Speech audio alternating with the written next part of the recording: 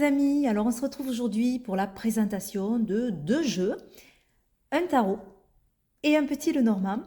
Ces deux jeux ont été créés par H, que vous connaissez peut-être puisqu'elle a une chaîne YouTube H La Estrella. Si vous ne la connaissez pas, eh bien moi je vous invite à aller vite la découvrir parce que franchement, sa chaîne, elle vaut le détour. C'est une chaîne qui change un peu de ce qu'on a l'habitude de voir en chaîne sur le tarot et sur les oracles de façon générale, sur l'astrologie aussi. Elle est très très intéressante à écouter parler. Enfin vraiment, allez la découvrir. Puis elle est très très agréable aussi. Elle a une voix qui, je trouve, est très apaisante quand elle parle. On pourrait l'écouter parler pendant des heures. Euh, voilà.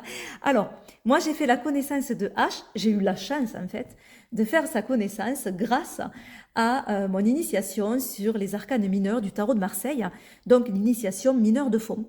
Elle a participé à cette formation et elle a eu la gentillesse, à la fin de la formation, de m'envoyer ces deux jeux pour que je puisse découvrir son travail. Et j'ai pas été déçue parce que c'est vraiment un beau travail.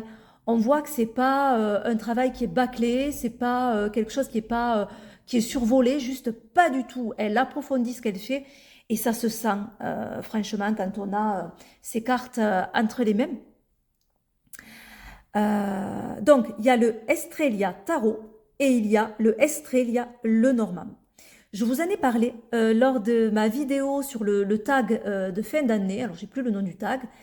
Mais je vous avais déjà parlé de ces deux jeux et je vous avais dit que j'allais vous les présenter. Parce que effectivement, je vais peut-être faire un petit peu moins de présentations sur la chaîne, ou du moins, ça sera sur des jeux qui en valent le détour, des jeux qui sont bien travaillés, ou des jeux qui vraiment attisent ma curiosité, ou que je travaille. Voilà, ça sera vraiment plus centré sur des oracles ou des tarots que je souhaite mettre en lumière. Voilà, alors du coup, on va commencer par le Estrella Tarot, qui arrive dans une très belle boîte. Alors, vous allez voir, ce tarot est inspiré du tarot de Marseille, mais elle y a amené une modernité dans ce tarot.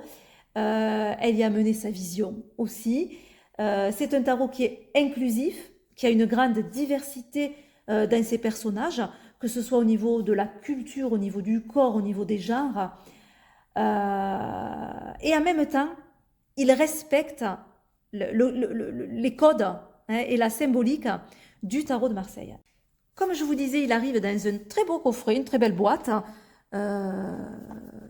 coloré, mais vous allez voir, ce jeu est très très coloré. Il a énormément de peps, de fun aussi. Donc on a le nom sur les deux côtés et on a ces belles étoiles aussi qui viennent orner cet écrin. Alors, ton tarot de Marseille moderne, 78 cartes qui t'accompagnent sur le chemin vers toi-même, suis ton étoile du Nord. Voilà, et on voit la carte du monde qui est illustrée sur la boîte. Alors, hop, on a une première carte de présentation avec le lien vers le livret, puisqu'il y a également des livrets en PDF pour être accompagné dans l'utilisation de son jeu. Pour les livrets, que ce soit sur le Estrella Tarot ou sur le Estrella Lenormand, je vous montrerai vite fait à la fin à quoi cela ressemble. Voilà, donc c'est un jeu qui a été créé en 2022. Je vous mettrai en barre d'infos le lien vers la chaîne de H et également le lien vers son site internet si vous voulez voir son travail. Et pourquoi pas commander un jeu. Donc les cartes sont de très bonne qualité. Elles glissent, mais elles glissent super bien. C'est impressionnant la glisse de ces cartes, je trouve. Elles sont texturées. Alors, je ne sais pas si vous allez le voir. Alors, hop. Je ne sais pas si vous allez bien voir. Elles ont un fini texturé. Et c'est très agréable parce qu'elles sont aussi très très douces, hein, je trouve. Donc, le dos, je ne voulais pas bien montrer. On revoit cette belle étoile. Voilà, avec toutes ces couleurs qu'on va retrouver dans son jeu d'ailleurs. C'est un jeu qui suit, donc comme je vous disais, le tarot de Marseille, mais plus particulièrement, je trouve, les tarots de type 1 dans pas mal d'illustrations, pas toutes, hein, mais beaucoup d'illustrations. On sent le lien vers ces tarots de type 1. Alors les tarots de type 1, c'est par exemple le Noblet, le Dodal, le Païen. Ouais, voilà. Alors, donc notre fou qui vient cheminer avec ses petits grelots. Là, on sent bien, je trouve, l'inspiration du Noblet. Le battleur, alors, ce que je ne vous ai pas dit également, c'est qu'il y a des personnages connus qui se cachent dans le jeu. Et c'est des personnages qui, pour elle, incarnent la carte et la symbolique de la carte. Et ça, je trouve intéressant. De toute façon, moi, c'est ce que je conseille quand on apprend le tarot, c'est de faire des liens avec des films, avec des chansons, avec des personnages connus, avec des personnages que l'on côtoie de sa famille, par exemple aussi, hein, mais d'arriver à faire des liens pour bien intégrer l'énergie de la carte. Donc là, sur notre battleur, ben, on reconnaît Michael Jackson, évidemment, qui est super bien illustré. Alors, vraiment, bravo H pour ton talent, parce que franchement, c'est super bien fait. Et on retrouve toute la symbolique, évidemment, du tarot de Marseille. Et j'aime bien aussi l'écriture des noms, où on peut le trouver d'un côté, de l'autre. Vous allez voir, voilà, c'est pas défini comme écriture, c'est très libre, en tout cas. La papesse, qui n'est autre que Marie Laveau. Donc, on retrouve hein, les mêmes codes que le tarot, avec le livre, avec les teintures derrière. J'aime bien parce que ça enroule comme des parchemins, pareil que dans le tarot de Marseille. Et illustré sur cette teinture, on a des grenades, fruits de la connaissance, qui va bien forcément avec notre papesse. Fruit de l'abondance aussi, hein. L'impératrice, très majestueuse, cette impératrice, sur son trône, elle, sur la robe, elle a de jolies roses. On a ce côté très abondant, je trouve, avec toutes ces roses rouges. Et puis, la rose rouge me fait toujours penser à la passion. Et ça va bien avec ce nombre 3, cette passion, parce qu'on peut y voir aussi, finalement, cette passion créatrice qu'il peut y avoir dans cette carte, ou un épanouissement aussi, puisque chaque fois qu'il y a une fleur, ben moi je ressens cet épanouissement, donc peut-être l'épanouissement dans la créativité, pourquoi pas. Vous voyez comme il est coloré ce jeu, il a vraiment beaucoup de peps. On a l'empereur, très très majestueux cet empereur, on voit qu'il mesure du regard. Le pape, qui prend l'image de maître spirituel jamaïcain. Donc voilà, on a vraiment toutes les cultures aussi hein, dans ce tarot. Regardez comme il est beau. Il est très très beau. L'amoureuse, puisque là, c'est une femme. On a 3 personnages féminins. Ça, je trouve que c'est intéressant, très très intéressant. Potentiellement même transgenre, pourquoi pas. En tout cas, il y a beaucoup de diversité dans cette carte. On retrouve aussi l'iconographie du tarot de Marseille de type 1 avec ce petit Cupidon qui a les yeux bandés. Voilà. Et ces interactions avec les mains qu'on retrouve dans son jeu comme dans le tarot de Marseille. Et c'est très intéressant sur cette carte de l'amoureux. Toutes ces interactions, ce jeu qu'il y a entre les mains. Le chariot avec 2 beaux éléphants, regardez comme ils sont beaux. J'adore, et puis ils nous font un petit clin d'œil. Ah, c'est génial. Et donc, on reconnaît le personnage de Freddie Mercury sur le chariot. La justice, qui n'est autre que Maat, déesse égyptienne, très belle. L'ermite, très très beau aussi cet ermite. Notre vieil homme. La roue de fortune. Voilà, on retrouve vraiment les codes du tarot. La force, avec le même chapeau. La pendue. Là aussi, hein, on est dans un tarot de type 1 avec les mains qui dépassent des épaules.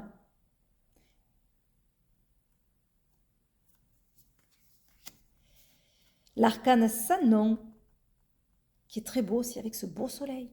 Regardez. Notre bel ange tempérance. Elle est belle cette carte, hein, avec cette maîtresse spirituelle indienne. Regardez comme elle est belle. Ouais. Le diable, là aussi type E, avec le visage sur le ventre. La maison Dieu, j'adore la maison Dieu. Elle me plaît beaucoup. Ce fond noir, je trouve, lui va très très bien. Ça ressort beaucoup. Et puis, la maison Dieu, dans le tarot de Marseille, on peut avoir une double connotation. C'est-à-dire qu'on peut l'avoir négativement comme le rider, avec quelque chose qui vient déstabiliser et nous mettre un petit peu à mal, en tout cas sur certains aspects. Mais ça peut aussi être quelque chose de positif, c'est-à-dire quelque chose d'inattendu, d'imprévu. On a quand même toujours cette instabilité dans cette carte, mais qui peut être positif. On peut y voir une bouteille de blanquette, j'allais dire, ou de champagne, hein, mais excusez-moi, moi c'est la blanquette ici.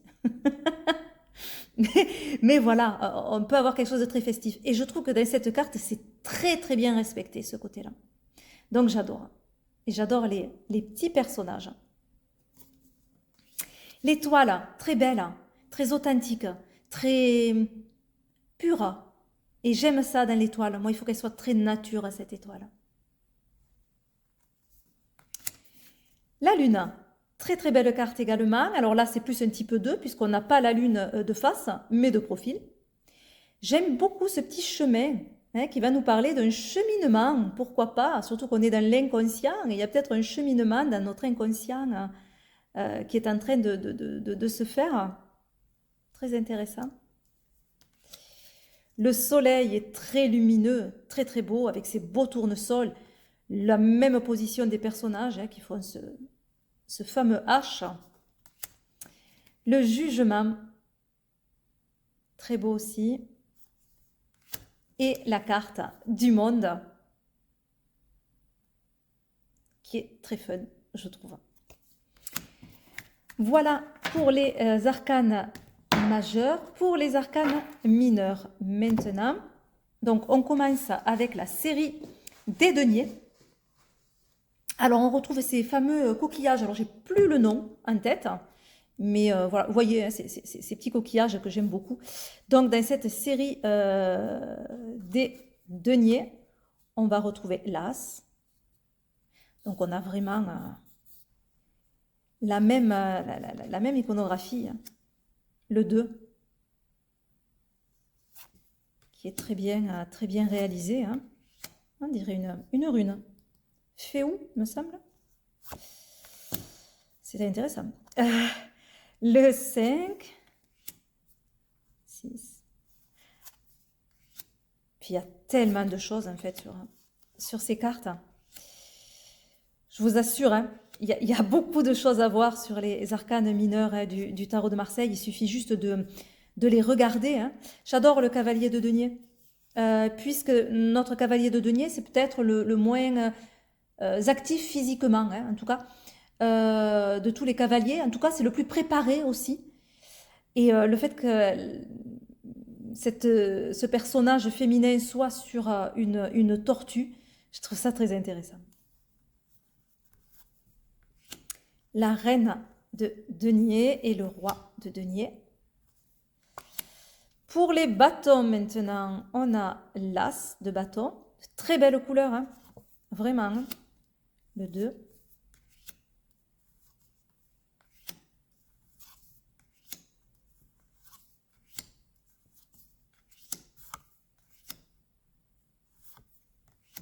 L'austère 9 de bâton qu'on retrouve ici.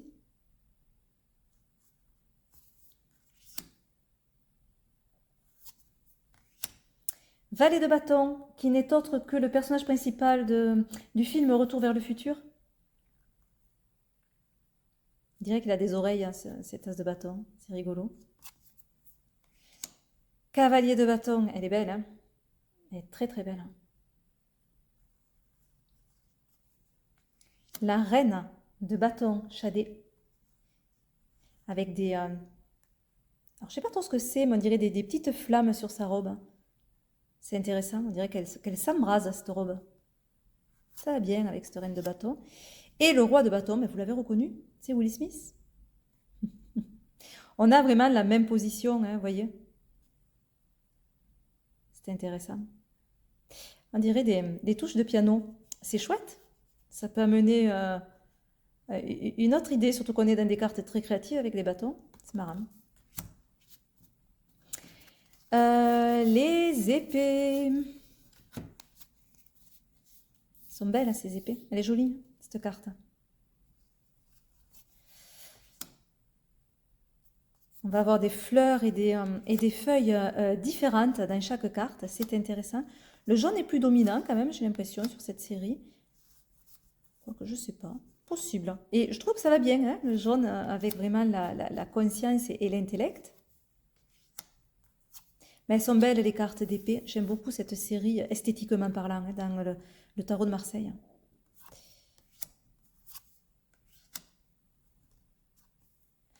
Valet d'épée, Tupac, on reconnaît vraiment ces personnages. Hein.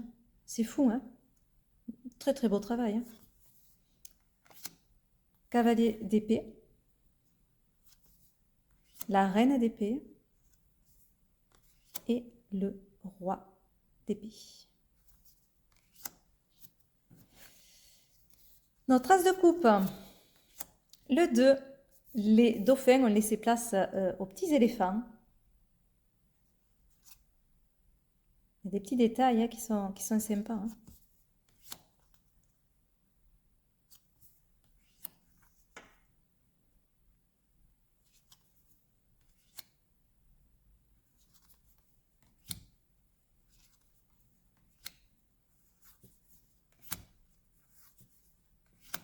Ça me fait penser au noblet. C'est très marqué, ça fait comme des flèches dans le noblet.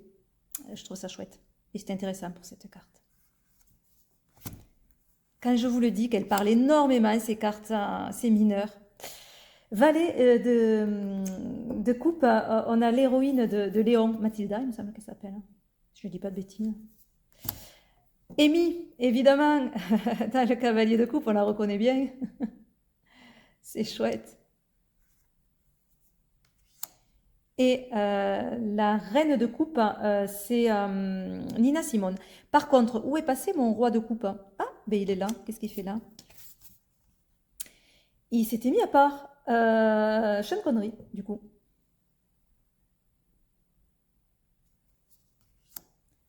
Voilà pour ce beau tarot. Et qui glisse vraiment super bien. Et pour le mélange... Vous voyez, il se mélange vraiment, vraiment très très bien.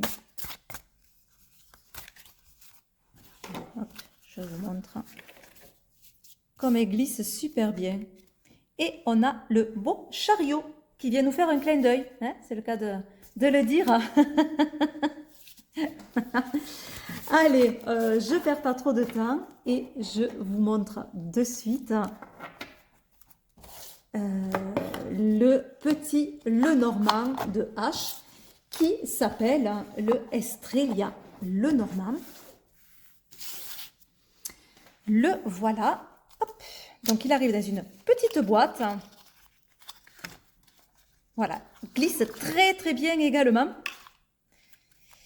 Donc je ne vous ai pas montré ce qu'il y a d'écrit. Donc Estrella Lenormand, oracle divinatoire de 38 cartes réalisé par H en 2023. Estrella Lenormand. Voilà.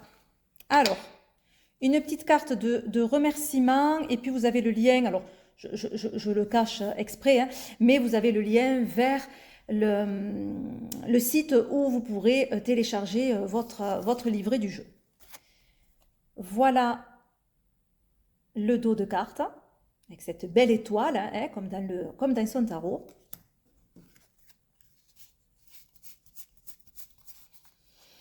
Ça, c'est les deux, je les ai mis à part parce que je me suis déjà servi. Il y a 2 hommes et 2 femmes dans le jeu, donc allez, on va se le mettre à côté et on le prendra au moment où on tombe sur l'homme et la femme. Donc, on a l'arbre. Regardez s'il est beau, cet arbre. Alors, ce jeu, il est fait avec des collages digitaux d'images libres de droit qu'elle a choisies exprès pour le jeu et aussi de ses propres illustrations. Donc, c'est un combiné de tout ça, en fait, ce jeu. Et voilà, je trouve très très bien fait. Il est très fun, en fait. Très original aussi. Donc, vous voyez que la taille, c'est une taille standard de petit Lenormand. Donc, ça, c'est bien. Voilà, moi qui ai l'habitude de faire des grands tableaux, je ne peux pas avoir des trop grandes cartes, sinon, c'est pas pratique. J'aime beaucoup ces oiseaux. Alors, celle-là, je vous en ai parlé lors de ma vidéo sur le tag hein, de fin d'année. Je vous ai montré vite fait ce jeu. Hein. Et je vous ai dit que ma carte préférée, c'était la carte de l'enfant. Et c'est vrai, j'adore cette carte. Regardez-moi, cette petite bouille, si elle n'est pas belle, c'est trop choupi. J'adore. Je ne vous ai pas dit, il y a la cartomancie dans le couet, hein, avec le numéro de la carte. Il n'y a pas le nom de la carte, mais on les reconnaît très facilement, donc ce n'est pas utile. Et la cartomancie est petite. Et ça, moi, j'aime bien parce que si vous me connaissez, vous savez que je ne l'utilise pas puisque pour moi, c'était erroné en fait. Et donc, c'est inutile puisque ça ne correspond pas à notre cartomancie. Donc, du coup, j'aime bien moi quand c'est discret parce que vu que c'est incohérent, je ne m'en sers pas. Sauf dans le jeu de Gabriel Myrdine, hein, sur son Petit Lenormand où il a rétabli en fait la cartomancie avec les images du Petit Lenormand. J'adore d'ailleurs ce jeu pour ça.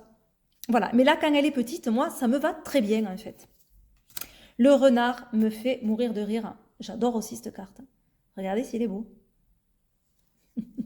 En fait, je trouve qu'il est marrant ce jeu.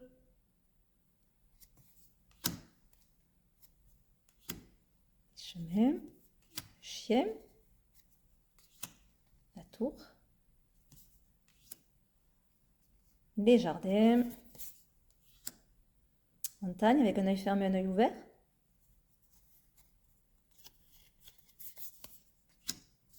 Cavalier. Ah, voilà un homme. Et voilà un second. Donc il y a 2 cartes d'hommes.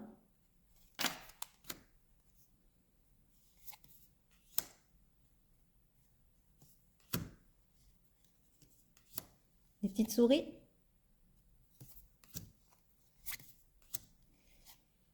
Le serpent forme un 3, on dirait. C'est rigolo. C'est sympa parce que finalement, le 3, c'est toujours l'élévation. Et on pourrait y voir aussi, ben, pour pouvoir s'élever hein, sur quelque chose, pour pouvoir être en expansion, il va peut-être falloir se transformer, hein, puisqu'on peut avoir la mue du serpent qui permet justement de grandir cette mue. Elle sert à ça, elle sert à grandir. Et le 3, c'est un nombre d'expansion. Donc ça peut être intéressant, je trouve, sur ce serpent.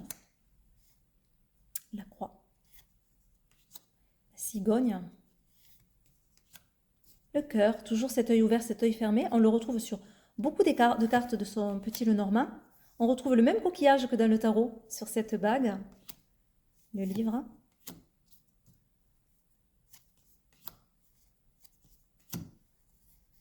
La lune et le soleil.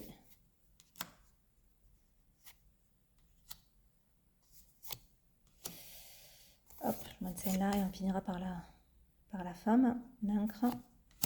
Et donc, hop. Voilà pour ce jeu. J'ai pas parlé de la dimension. Je ne sais plus si j'en ai parlé. C'est vraiment une dimension standard d'un Petit Lenormand. Si, je vous en ai parlé. Donc, bien pour faire un tableau. Vous voyez qu'il se mélange aussi très, très bien. et il s'étale aussi merveilleusement bien. Voilà. Allez, le livre pour vous. Ben, entre le chariot et le livre, il y a peut-être des choses à étudier, hein, à retrouver un certain sens sur certaines choses. Alors, avant de terminer la vidéo, je vais vous montrer vite fait, puisque je ne vais pas tout vous montrer, puisqu'il faut respecter le travail du créateur, et en l'occurrence de la créatrice H, mais je vais vous montrer comment est fait le livret d'accompagnement, enfin les livrets d'accompagnement. Donc, on se retrouve de suite. Alors, voici le livret de l'Estrella Tarot. Alors, hop, je vais peut-être pas tout vous montrer. Donc là, on va avoir une partie qui est consacrée à le pourquoi est née cette envie de faire ce tarot. Vous avez le sommaire. Ben, on va regarder le sommaire ensemble, comme ça c'est plus simple. Et puis je vous montrerai juste une carte. Donc vous allez avoir les arcanes majeurs qui vont être vus à travers le chemin initiatique. De l'arcane le fou à la carte le monde, là on va avoir toutes les interprétations de chaque carte, avec chaque fois l'archétype, hein, donc qu'elle a choisi pour la carte, donc le personnage connu. Ensuite, on passe aux arcanes mineurs. Il y a une introduction sur les arcanes mineurs. Elle parle des suites. Ensuite, de la symbolique des nombres dans le tarot. La correspondance des majeurs avec les cartes numérales. Et puis ensuite, l'interprétation des cartes numérales. Voilà. Donc, les personnages de cours. Alors là, oui, c'est une explication générale sur les trois méthodes, mais qui pour moi n'en font qu'une en fait, parce que c'est bien, je trouve, d'allier les trois méthodes en fait. Les personnages de la cour, de l'arcane As de bâton au roi de bâton. Donc là, on va avoir toutes les séries des coupes, hein, des épées et des deniers. Lire un tirage, elle vous donne elle vous aide en tout cas à interpréter des tirages et vous donne quelques conseils. Voilà le petit mot de la fin. Et puis les sources, donc les livres ou chaînes YouTube sur lesquelles elle s'est inspirée. Euh, donc on va aller voir la première, on va aller voir le fou. Voilà. Donc pour vous montrer, vous avez le nom de la carte en couleur, et puis une explication. Le fou n'a pas de numéro, il peut très bien être placé en début ou en fin des 21 arcanes majeurs. Il chemine dans chaque arcane. Quand il arrive en fin de cycle, à la carte du monde, il repart pour un nouveau cycle. Voilà, je vais peut-être pas tout vous lire. Donc ce que la carte représente. Et puis là, elle explique certains choix d'illustration. Donc sur le fou, c'est plus par rapport à l'iconographie. Ah, Bethel en parle déjà en anglais. Ah, j'avais pas vu. Voilà. Et par exemple, sur le battleur, là, elle va vous dire pourquoi elle a choisi Michael Jackson pour interpréter cette énergie de carte. Et vous avez toujours des mots-clés.